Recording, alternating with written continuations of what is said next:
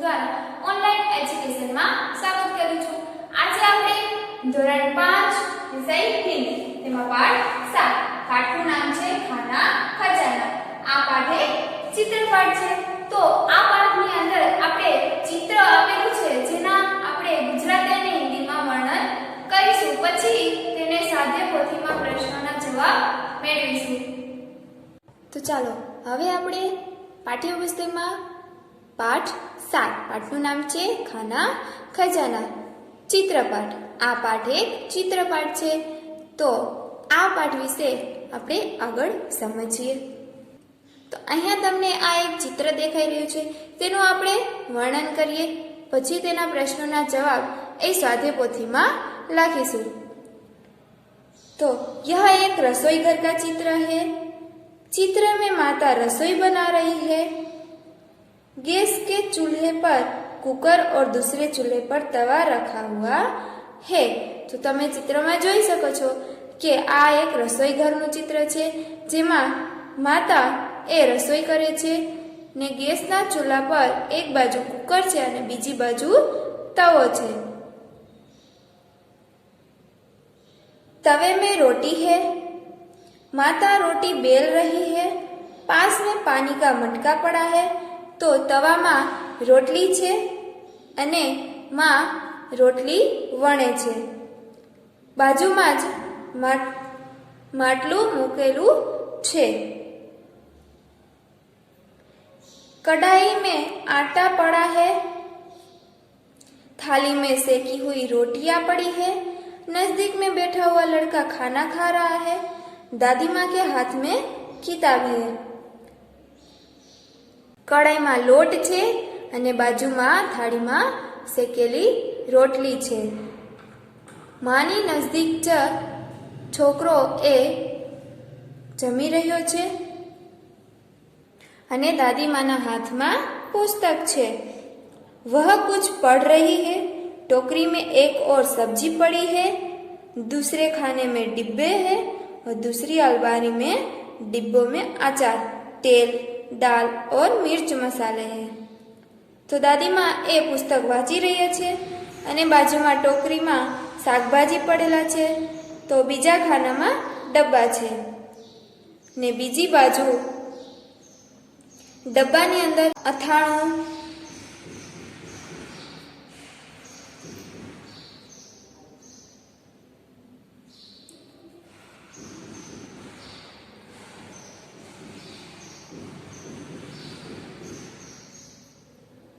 અને બાજુમાં જ અથાણું છે, ડબ્બામાં તેલ છે, દાળ છે અને મસાલો છે। थाली, कप, गिलास, केतली आदि भी दिखाई दे रहे हैं।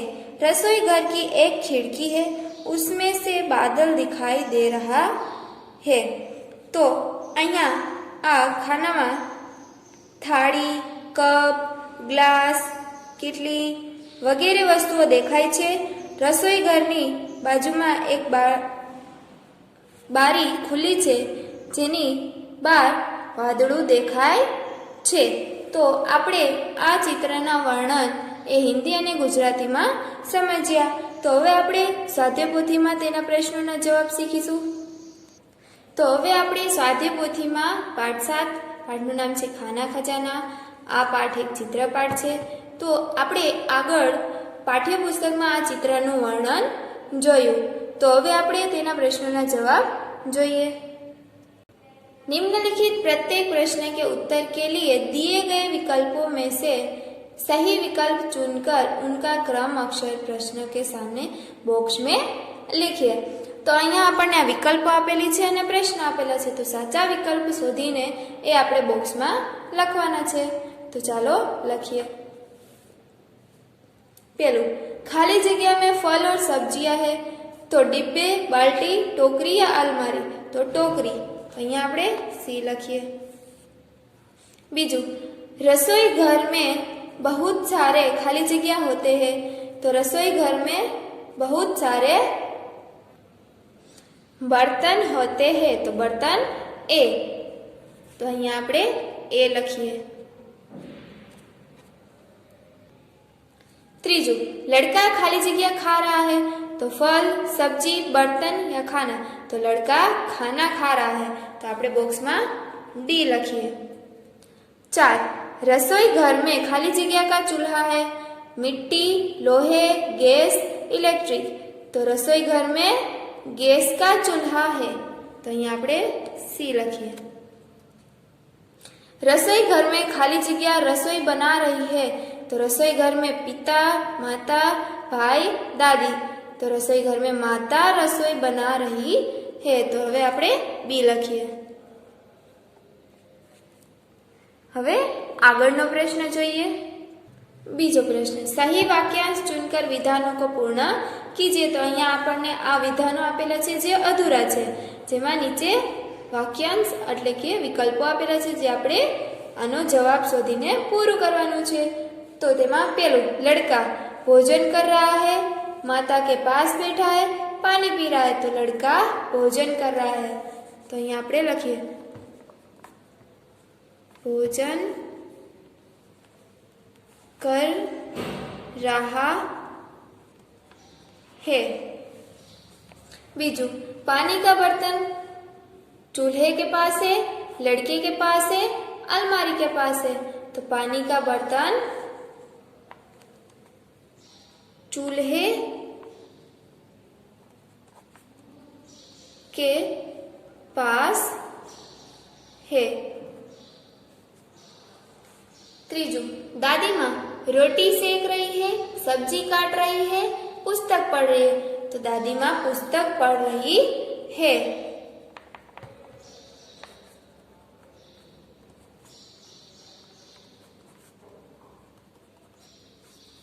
चौथू, माता लड़के के पास बैठी है, दादी माँ के पास बैठी है, गैस के चूल्हे के पास बैठी है। तो माता गैस के चूल्हे के पास बैठी है, गैस के चूल्हे के पास बैठी है। तो અહીંયા આપણે આ બીજો પ્રશ્ન પૂરો થાય છે। તો હવે આપણે પ્રશ્ન 3। ત્રીજો પ્રશ્ન, નિમ્નલિખિત प्रश्नों के उत्तर लिखिए। तो આપણે નીચે આપેલા પ્રશ્નોના જવાબ એ લખવાના છે। તેમાં પહેલો પ્રશ્ન, रसोई घर में कौन कौन से बर्तन है। तो रसोई घर में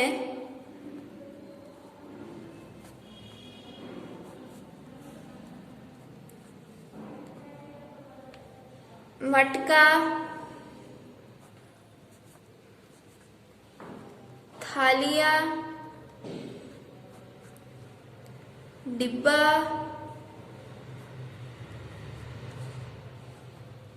चम्मच, डलिया, जार, कुकर, गिलास, केतली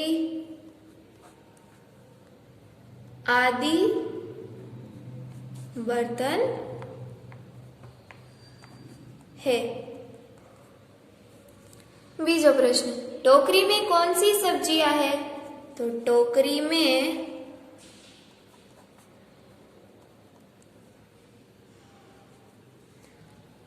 आलू,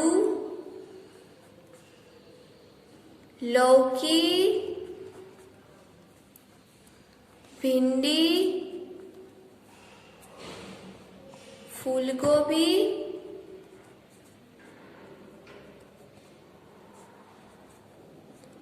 आदि सब्जियां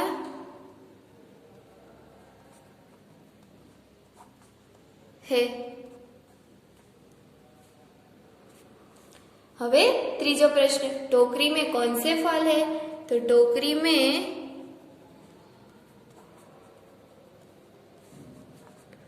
अंगूर, सेब आदि फल है। હવે ચોથો પ્રશ્ન, खिड़की से बाहर क्या दिख रहा है? तो खिड़की से बाहर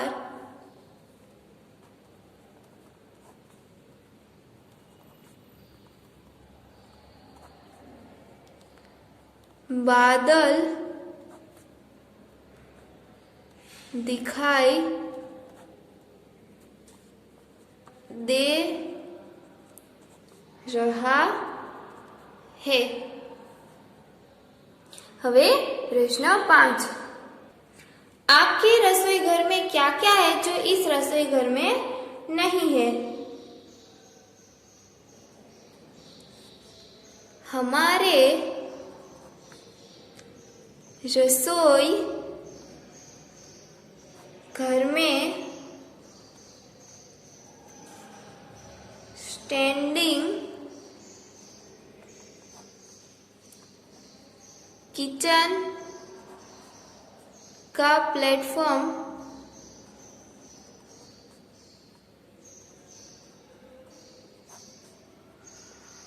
पानी का नल,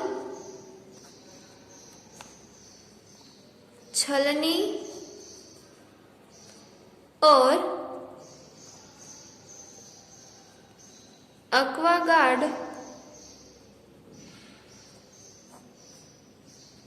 है जो इस रसोई घर में नहीं।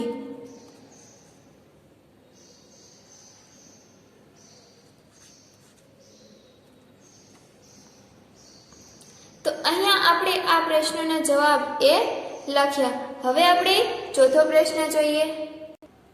कोष्टक में से उचित शब्द चुनकर रिक्त स्थानों की पूर्ति कीजिए। तो અહીંયા આપણને કોષ્ટકમાં શબ્દો આપેલા છે જે અહીંયા ખાલી જગ્યામાં પૂરવાની છે। તો હવે આપણે પ્રશ્ન વાંચીએ અને ખાલી જગ્યામાં શબ્દ લખીએ। पहलू, बेसन के पकोड़े खाली जगह बनाए जाते हैं, उबाल कर, सेक कर के तल कर। तो बेसन के पकोड़े तल कर बनाए जाते हैं। बीजू, गेहूं की रोटी खाली जगह बनाई जाती है। तो गेहूं की रोटी सेक कर बनाई जाती है। चाय खाली जगह बनाई जाती है। तो चाय उबाल कर बनाई जाती है।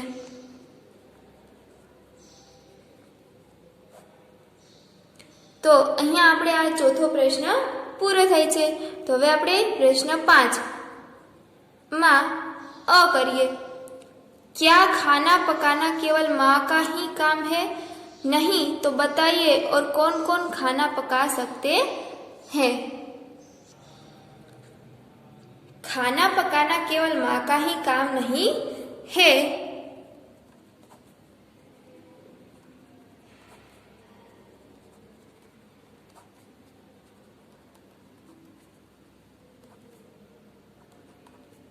काम नहीं है। पिताजी, भाई, भाभी, मैं और बहन भी खाना पका सकते हैं। तो હવે આપણે પ્રશ્ન 5 નો બ પ્રશ્ન જોઈએ। रसोई बनाने में और घर के अन्य कामों में आप किस प्रकार मदद कर सकते हैं? बताइए। आ प्रश्न में तमे ए रसोई बनाववामां अने घरना कामोमां शुं करी शको छो ते लखवानुं छे। तो आ प्रश्न ए तमारे जाते करवानो छे। हवे प्रश्न नंबर 6, पढ़िए, समझिए और उदाहरण के अनुसार लिखिए। तो हवे आपणे वांचीए। लड़का, तो लड़का स्कूल जा रहा है। लड़के, तो लड़के स्कूल जा रहे हैं। तो अहीं आपने आ बे लड़का अने लड़के એ શબ્દ છે. લડકામાં વાક્ય બનાવેલું છે અને લડકેમાં પણ વાક્ય બનાવેલું છે. અહીંયા લડકે એક કરતાં વધારે છે એટલે લડકેના શબ્દનો ઉચ્ચારણ કરેલ છે. તો એવી રીતે આપણે અહીંયા ઘોડા આપેલું છે તો તેનું બહુવચન કરીને અહીંયા નીચે લખવાનું છે. હવે આપણે આગળ જોઈએ. પહેલો શબ્દ શું છે? ઘોડા. તો ઘોડાનું ઘોડે બહુવચનમાં થાય. તો હવે આપણે ઘોડાનું વાક્ય બનાવીએ. ઘોડા દોડ રહા હે. તો ઘોડેનું શું થશે વાક્ય? તો ઘોડે દોડ રહે હે. હવે આપણે બીજું શબ્દ જોઈએ. કમરા. તો કમરાનું થશે કમરે. કમરાનું વાક્ય લખીએ. વહ એક कमरा खाली है. कमरे.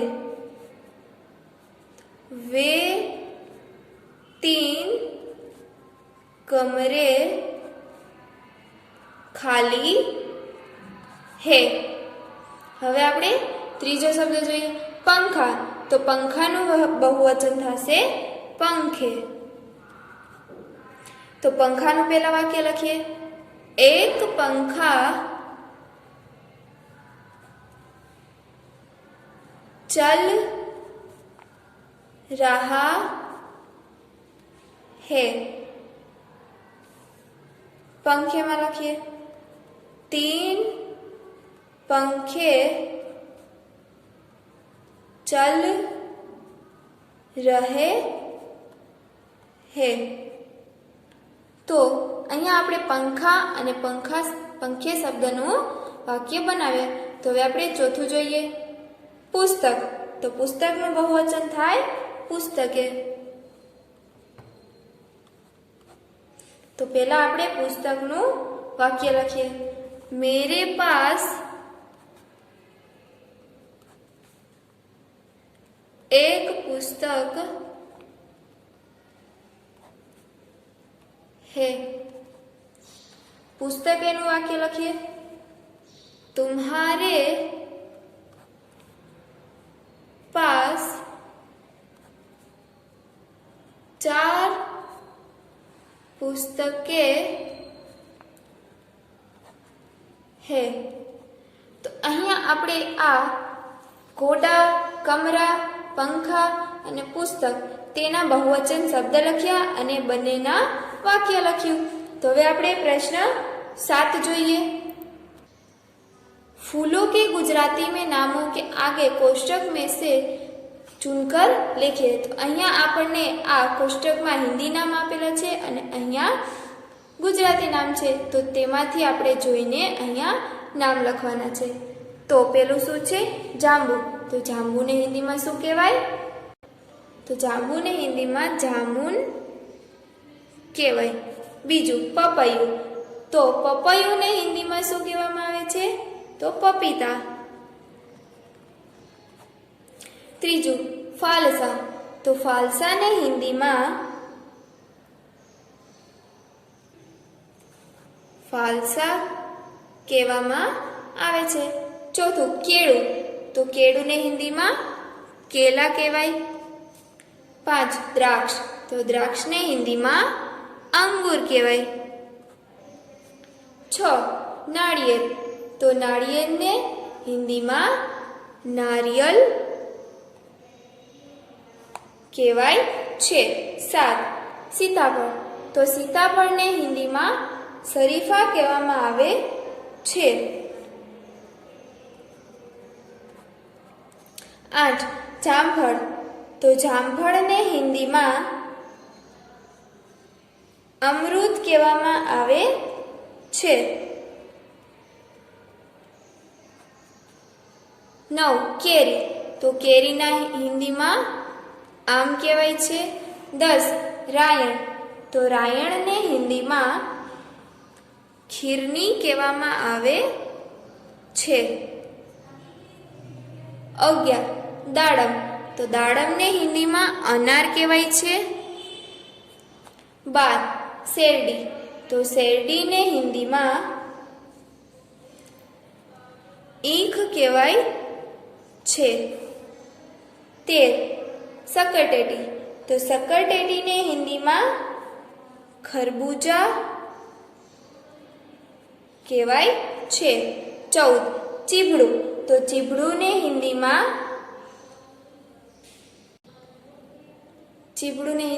કહેવાય છે આર્યા. 15 તરબૂચ, તો તરબૂચને હિન્દીમાં તરબૂચ કહેવાય છે. તો હવે આપણે અહીંયા 7 પૂરું થાય છે.